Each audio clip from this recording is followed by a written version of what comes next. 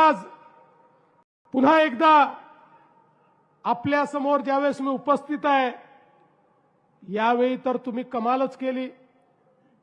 सुरुवातीला चौकार मारला, 4 नगरसेवक बिनविरोध धुळ्यामध्ये तुम्ही निवडून आणले.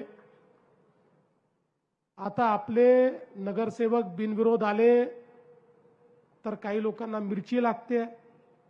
अब तुमको मिर्ची लगी तो मैं क्या करूं. अरे या ठिकाणी देशाच्या लोकसभेमध्ये 35 खासदार बिनविरोध आले आहेत. 35 खासदार आणि त्यापैकी 33 खासदार काँग्रेसच्या काळात आले आहेत.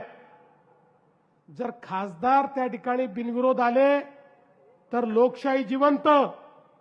आणि धुळेकरांनी आमचे 4 नगरसेवक हे बिनविरोध दिले तर लोकशाहीचा खून झाला असं म्हणणाऱ्यांचं डोकं हे कुठे आहे हे सांगण्याची आवश्यकता नाहीये.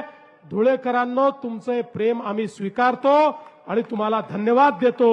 आणि खऱ्या अर्थानं निश्चितपणे या धुळ्याचा विकास करण्याचा प्रयत्न आम्ही करणार आहोत.